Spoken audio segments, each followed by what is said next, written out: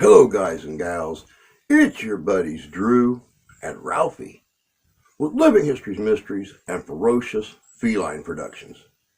You know, so often I will touch on those really strong, well known historic incidences, the happenings, the battles, even the individuals. But every once in a while, it's nice to take off your hat, loosen your belt, and well, ask yourself the question, this is history? Today, we're going to do just that. We're going to look at individuals, situations, inventions from the early years of the 20th century. And if by the end of this thing, you're not saying, this is history? Well, we'll just have to see. Check this out. This is good.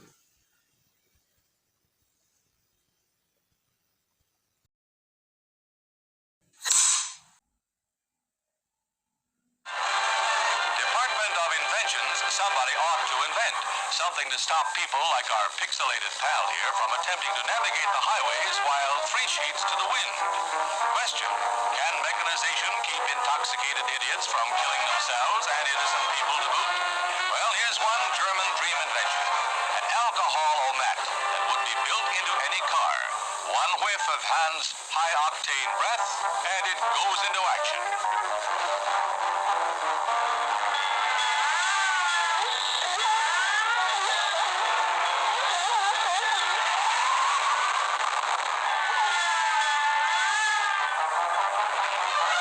Ach, du Lieber, maybe I should walk already instead.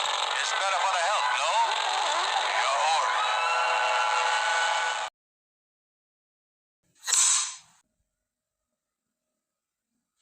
In Arizona, the Firebird makes its debut. A body styled after the supersonic Skyray fighter, enclosing America's first jet turbine auto engine. Racing driver Maury Rose is at the wheel for the Firebird shakedown tests at the Desert Proving Grounds, where the experimental General Motors car scorches along at 200 miles an hour.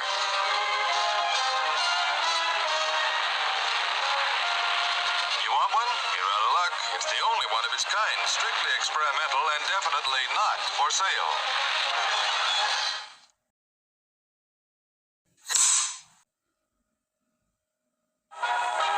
Automation enters the nursery in this playful prediction from Budapest. One nurse at a central control panel will be able to manage a whole brigade of babies, and the tykes will spend happily antiseptic infancies untouched by human hands. They'll even be tucked into their cribs by remote control.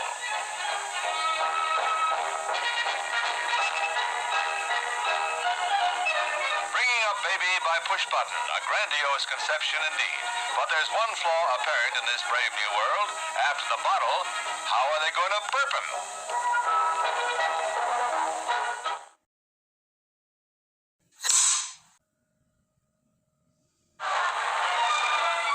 There has always been a search for an amphibious automobile, and this inventor in Glendale, California, had one answer in his mobile boat.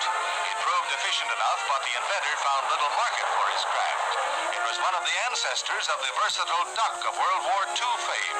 It proves again, many inventors are ahead of their time.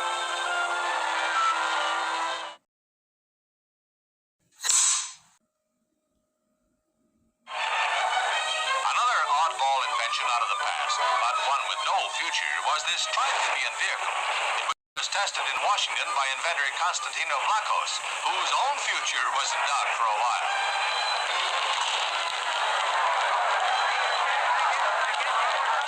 Vlachos was burned but not scared off. As soon as he got better, he was back to the old drawing board.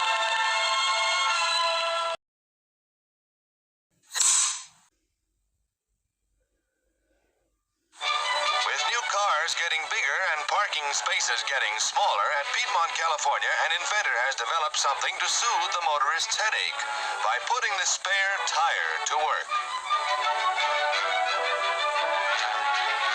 He calls this device the Park Car and says it can be installed on any model. Watch how it works.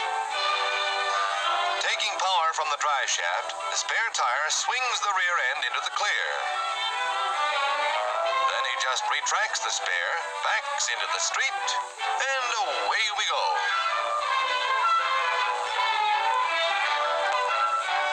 It's handy for parking in inaccessible garages, too. Here's a narrow driveway, but with the spare tire put to work, the car can turn a complete circle in its own radius, and parking is simple indeed. Even the worst driver can make the garage without denting a fender with the aid of fifth-wheel driving.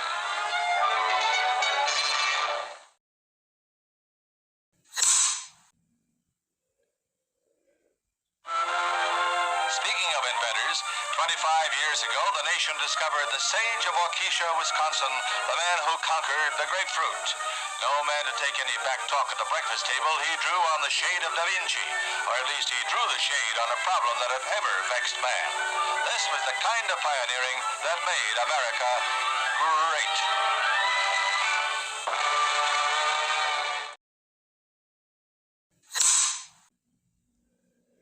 Loud and clear, he reports back to Mercury Control, reading off his instruments, commenting on his reactions, all as coolly and calmly as if he was commuting on the 827. Glenn is able to control the yaw and pitch of the vehicle himself. Now comes the moment when the Mercury is turned so that Glenn will be seated facing backwards. He checks with ground control. Roger, 0G, and I feel fine. Capsule is turning around. Oh, that view is tremendous. Roger, turnaround has started. Capsule turning around, and I could see the booster during turnaround just a couple of hundred yards behind me. It was beautiful. Roger, 7. You have a go. At least 7 orbits. Roger, understand go for at least 7 orbits. Actual pictures of Glenn in the capsule will give scientists the opportunity to study his reactions as he passes over the Canary Islands, Africa, the Indian Ocean, Australia, back across the Pacific and over the United States. He speeds at 17,500 miles an hour, reaching a high point of 160 miles and a low altitude of 99 miles. Each of the 3 orbits takes about 90 minutes. 3 times the Colonel sees the sun rise within a period of 4 hours and 56 minutes. 3 times around the globe for a trip of 81,000 miles before he re-enters the Earth's atmosphere, a shield protecting the astronaut from the intense heat.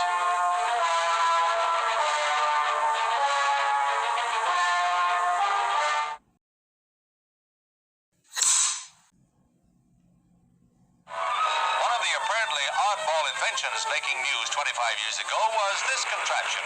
It made a zany-looking automobile, but the car was actually just a test bed for the propeller and vacuum tunnel on top, which inventor Thomas Finlay proposed as an improvement over conventional aircraft design.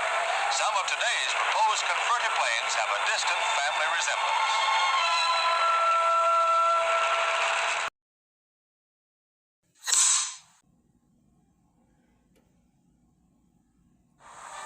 His first great success in space when the Russians pushed a man across the threshold. He was Yuri Gagarin, the astronaut the Russians lionized as the first to orbit the Earth. It was the propaganda coup of the year. After the Russian flight, U.S. plans were accelerated. Commander Alan B. Shepard was sent into suborbital flight.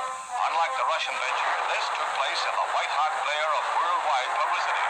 The Mercury capsule is right on course as the commander took over the controls to become the first man to guide a spacecraft. 115 miles up, he went 300 miles downrange, right on target, and was picked up by waiting helicopters.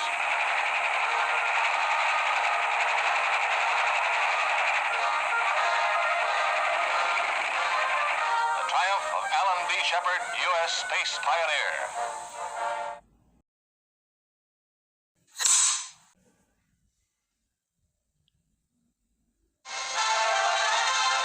Forces Day at Selfridge Air Force Base, Michigan draws a large crowd of visitors who find an Army Globemaster a point of attraction. But the real guest of honor is the Chrysler-built Redstone guided missile, one of the newest in the arsenal of the atomic age. In honor of the day, some of the newest jets put on a show. At Eglin Air Force Base in Florida, the dramatic destruction of a B-17 bomber. A Scorpion attack plane launches its rockets.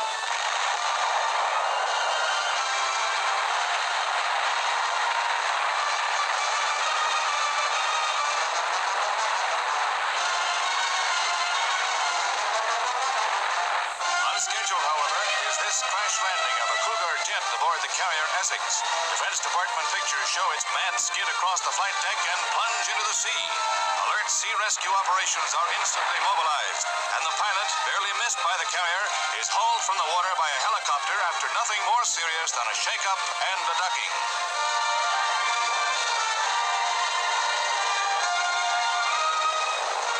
Slightly complicated, but a happy landing for Lieutenant Herbert Camp, United States Navy.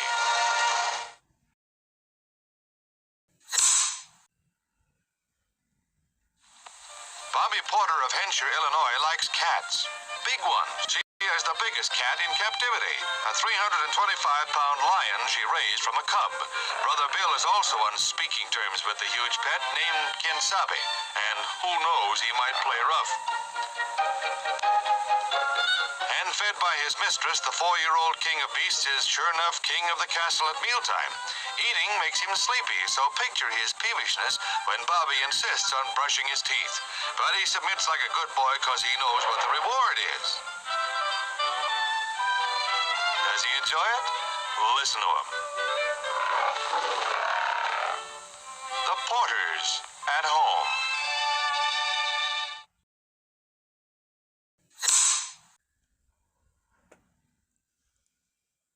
North Carolina's Tar Heel quintet, unbeaten in 31 games this year, meets the favored Kansas Jayhawks. Wilt, the Stilt, Chamberlain and company for the National Collegiate Championship. From the opening moments, Kansas is off its stride as Coach Frank McGuire's Tar Heels take the lead and hold it with a tight ball control strategy. Kansas doesn't get a chance for its freewheeling fast break attack, but the Tar Heels keep dropping those goals.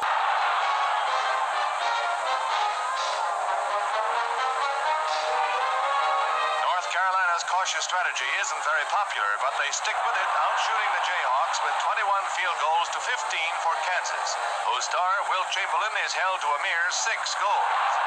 The game goes into 3 overtime periods before the Tar Heels wind it up 54 to 53, their first National Collegiate Championship ever.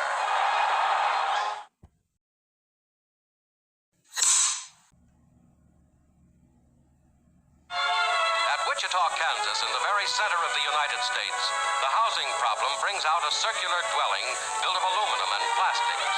Instead of a foundation, this cornerless cottage is suspended from a central mast of stainless steel. The engineering principle, with the safety factor of a suspension bridge, permits new ideas like a revolving roof, which gives a complete change of air every 6 minutes. Using a model, the inventor shows how circular design makes the best use of floor space. Using new war-developed lightweight metals and prefabrication of parts by mass production, this home of living room, 2 bedrooms, 2 baths, and a kitchen can be economically produced and will contain a compact heating and air conditioning unit.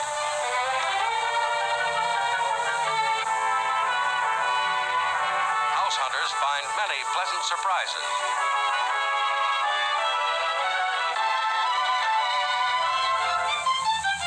The clothes closet appears with a flick of the finger. And a built-in dust-proof hat rack. But most interesting of all is the conveyor belt linen closet. Recessed in the wall, the press of a button rotates the conveyor shelves.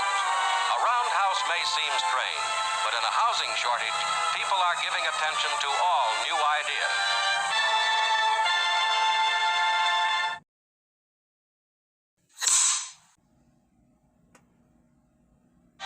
Top amateur divers begin workouts at Palm Springs, looking ahead to competition for berths on the hand-picked team that will head for Australia and the Olympics this November. Superb performances in one of the most graceful of sports are routine here. The slightest misstep can mean disaster. Tobias, the national platform champion, Gary Tobias, in an accident that may eliminate him from Olympic tryouts. Doctors took 15 stitches in his leg. But for outstanding form, the Aquazanis. They make it look ridiculous, but that's their specialty. It's won them fame in New York's Aqua Show. They break all the rules except the law of gravity.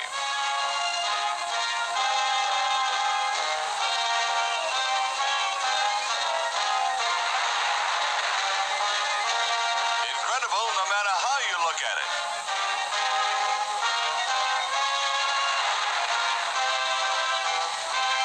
High diving and low comedy. Look out below.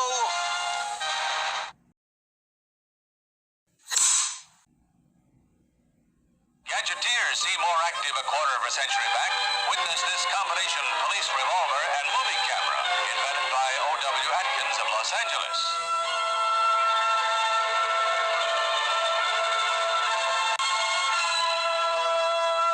Just the thing for making gangster film.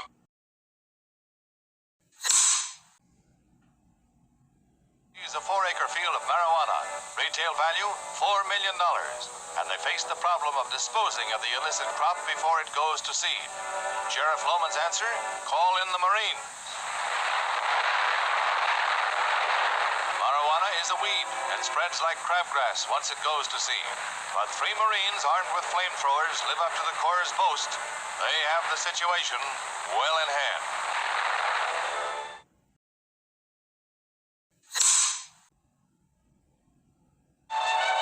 To discourage false alarms, the Cleveland Fire Department tested a cunning contrivance that automatically manacled anyone sending an alarm.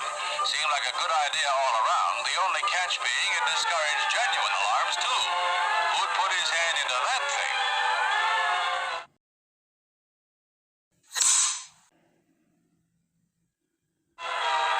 On Lake Erie, an autogyro engineer tested a nifty idea that would make sails obsolete. The wind turned the giant rotor, and the rotor was geared to a propeller below the waterline. Very neat, but the speedboaters didn't need it, and the sailboaters didn't want it.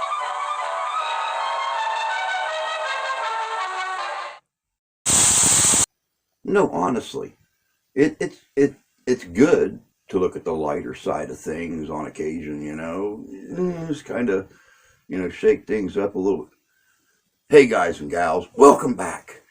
I hope you guys enjoyed this look back at the lighter side of history. Welcome to the days of history's playlist, I guess. Some of those things, all I can say is,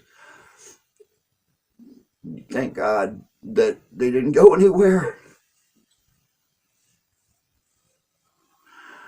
But that's all we got for y'all today.